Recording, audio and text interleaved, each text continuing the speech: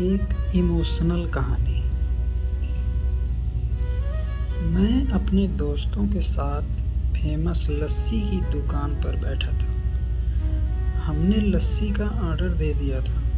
कुर्सियों पर बैठकर हम सभी यार दोस्त हंसी ठिठोले कर रहे थे।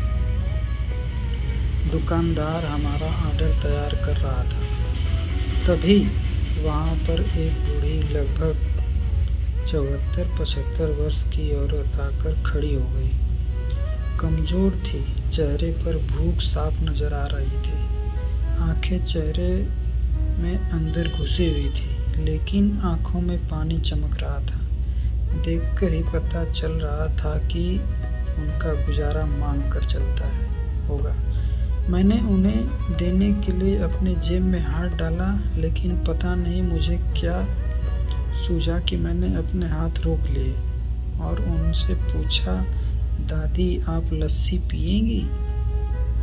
मेरी ये बात सुनकर दादी कम और मेरे दोस्त को ज़्यादा आश्चर्य हुआ, क्योंकि अगर मैं उन्हें पैसे देता तो 5 या 10 रुपए देता, लेकिन लस्सी तो 40 रुपए की थी।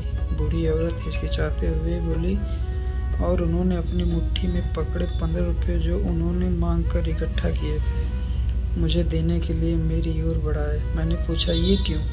तो वो बोली, इन्हें अपने पैसों में मिलाकर मेरी लस्सी के पैसे भर दो। उन्हें देखकर मैं भावुक तो पहले ही हो गया था, पर उनकी बात सुनकर मेरी आंख और गला भर आया। मैंने दुकानदार को एक लस्सी बढ़ाने के लिए कहा। मैंने दादी के पैसे नहीं लिए, इसलिए उन्होंने अपनी मुट्ठी वापस खींच ली। सबको लस्सी दे दी गई। मैंने अपनी और दादी की लस्सी के गिलास उठाए और एक दादी को दी। मैं और मेरे दोस्त कुर्सी पर बैठे थे और दादी वहीं पर हमारे सामने ज़मीन पर बैठ गई। मैं अपने आप को लाचार और गरीब महसूस करने लगा, क्योंकि दुकानदार मेरे दोस्त और बाकी के ग्राहक कहीं कुछ बोल न दें, इसलिए मैंने बेचारी भिखारी दादी को कुर्सी पर बैठने के लिए नहीं कहा। मैं घुटन महसूस करने लगा। मैं कुर्सी से उठा और दादी के पास ज़मीन पर बैठ गया।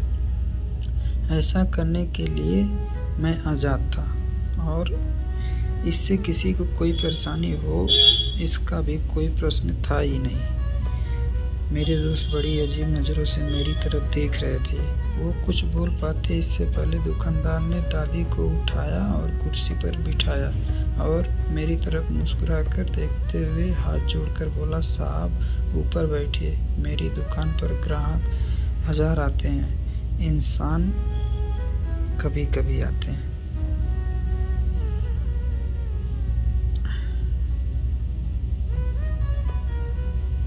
किसी का भला करो, भगवान तुम्हारा भला करे। धन्यवाद। अगर कहानी पसंद आए तो लाइक ज़रूर करें और हमारे चैनल पर नए हो तो प्लीज़ सब्सक्राइब जरूर करें।